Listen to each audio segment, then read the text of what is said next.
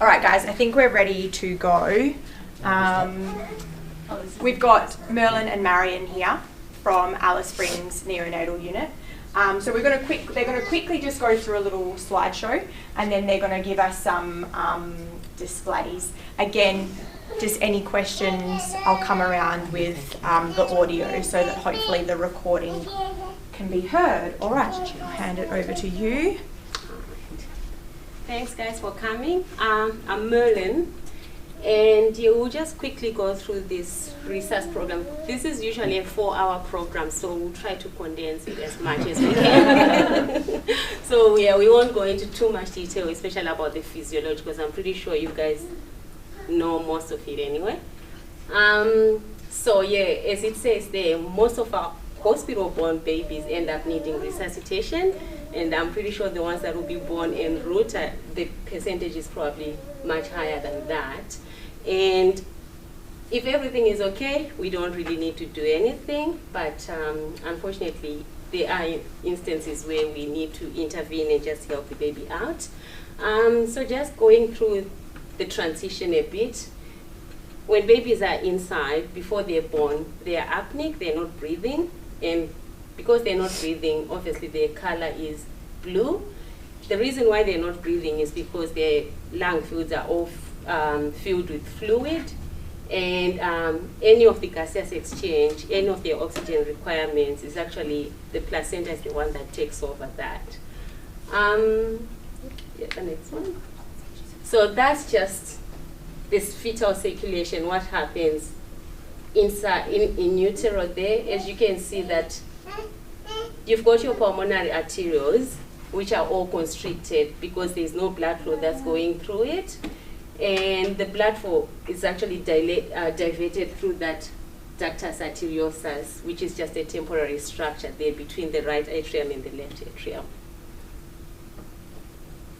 After delivery, those temporary structures need to close so that the baby can actually start breathing and start using their lungs. So everything that happens after delivery is dependent on that very first breath, which is where we come in. So yeah, when the baby takes the first breath after the baby has been born and it has that big cry, what results is all that fluid that was in the alveolar is pushed out. So the very first breath, it results in a lot of that fluid being pushed out. So just to put it into context, at term, the baby's lungs contain about 20 mils of fluid. So you can imagine when your lungs are filled with that much fluid. So we need that fluid to be absorbed so that the baby can actually breathe. Yeah, so it's just the same thing again that I've spoken about. The arterioles are all constricted. The first breath will push the fluid out, and then that results in the dilatation, and then the blood flow is now okay, and you are getting your gas exchange in the lungs. Yep. So yep, that's just the summary. The fluid is absorbed, vessels relax, there's blood oxygen levels that start to rise, and it results in your baby's color changing and all those temporary structures constricting. So, hypoxia to the fetus may cause bradycardia. This is what Caroline was just talking about before. So when you start, when you're listening to the fetal heart rate, and there's that bradycardia, which is ongoing, not just like during a contraction, and that there's also cessation of those temporary breathing movements that usually occur. And you've got, when that occurs, what the baby does is they try to save all the oxygen that is actually remaining, all the blood flow to go to the more important organs, which means that the non-essential organs like your skin, your lungs, and your gut are going to be deprived of blood. And that results in the baby passing meconium. I think this is something that we probably need to keep in mind as well. When a baby is actually born, when there has been a hypoxic event, let's say maybe mom had a, what can cause a hypoxic event inside? Yeah, seizures, yeah. Let's say mom was suffering, or you had a seizure from eclampsia. When the baby is born, there could be primary apnea. So with the primary apnea, the baby probably breathes at first and then they stop. Or primary apnea, there is no breathing at all. So there's that mimicking of breathing inside. And then the moment they're born, they're flat, they're not breathing. With the primary apnea, this is when you do your stimulation and the baby can actually start breathing. And then they start just having like gasping respirations. But then once they get into the secondary apnea, where they actually stop breathing again, it doesn't matter how much stimulation you're going to do, that won't resolve the apnea. You're actually going to need to do far more for them. So we just need to ensure that, when a baby is born, if they're flat and you've given them that bit of stimulation, just keep observing them to make sure that they're sustaining their breathing. Otherwise, if they crash after that, we might run into more difficult situations. So that's just a little video there.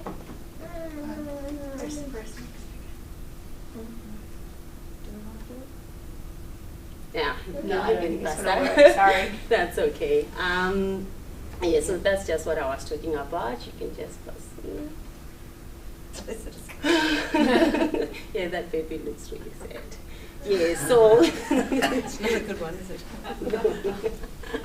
So yeah, this is your compromised baby who has got depressed respiratory effort. They're bradycardic. Their color is really poor, and they're just flat and floppy.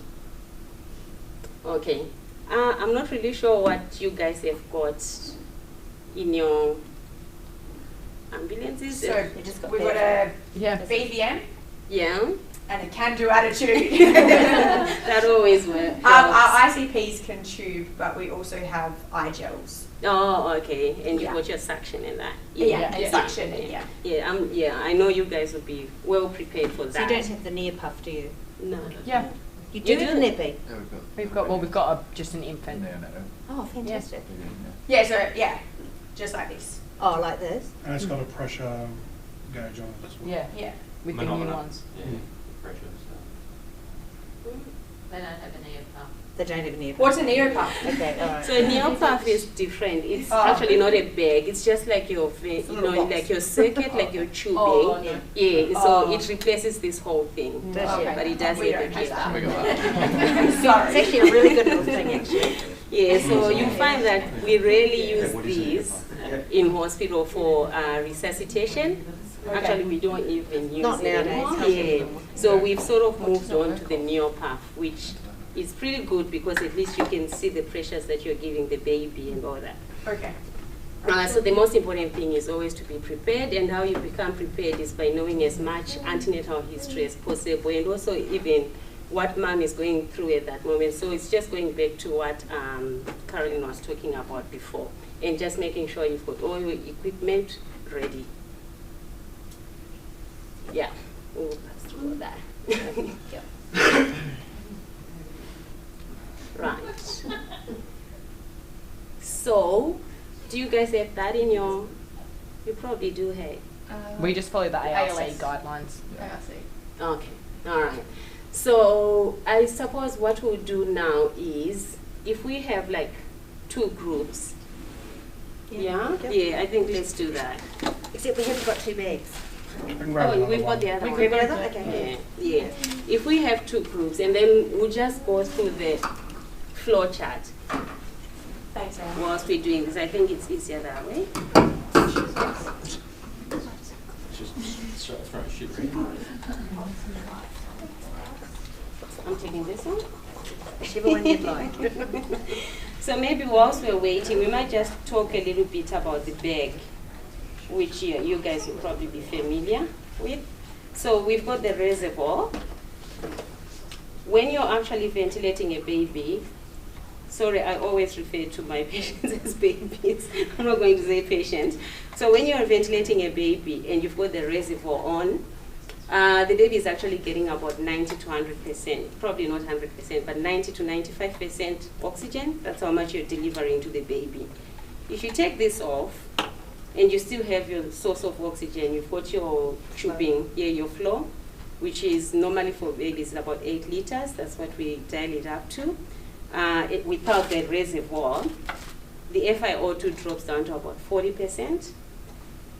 If you don't have a flow at all, if you just have a bag like this, you're just giving 21%.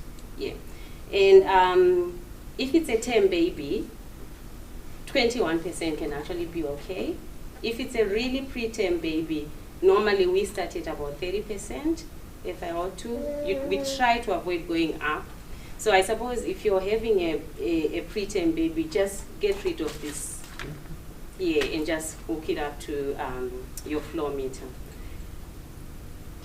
Anything else? No. Yeah.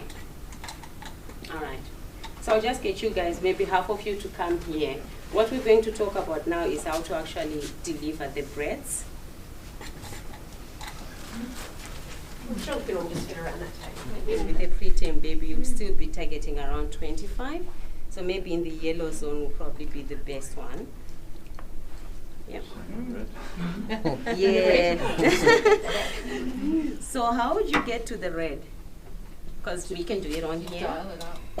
No, you can't dial this one out. Well, I suppose like if you were causing, like if you were overventilating and you caused increased intrathoracic pressure, it would start to hit the redwood. So the baby has been exposed to meconium. Usually those babies tend to have really stiff lungs.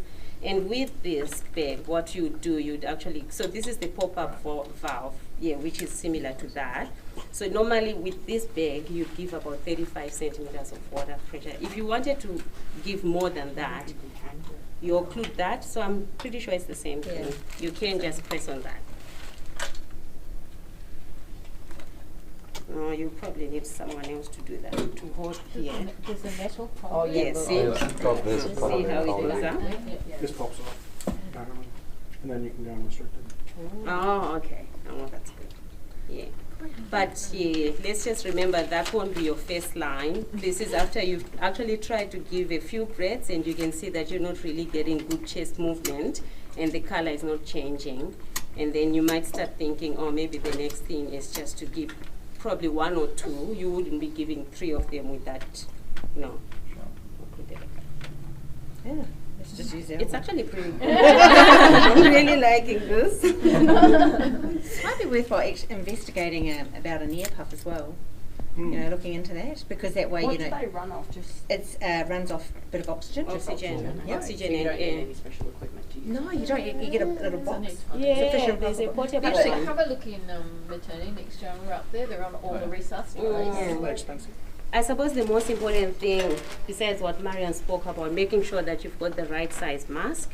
And with the babies, you have to be careful about head positioning. So you don't want to overextend like that, otherwise that just blocks the trachea, the airway passage. And at the same time, you don't want them to be like this, because that same problem. So I think the most important thing to do, which I find works better, if you, just try to put a little roll under the, what are these called? Shoulders. That just helps, because they need to be like in a sniff position, just like that. Yeah, but not too overextended. And I find that, like, when you're in an emergency, I'm sure you guys are probably better at this because you always deal with emergencies, but you find that people tend to get a little bit carried away. Like, you try to give one breath and there's nothing is happening there and everyone is just going, Yeah, so you just need, if you put a shoulder roll, usually you get the position in the right, the head in the right position. Want to take off now? I guess it's it's. I just want you all to have a go with this, with the mask, 2 mask sizes. So who wants to have a go? So that's the Drago one.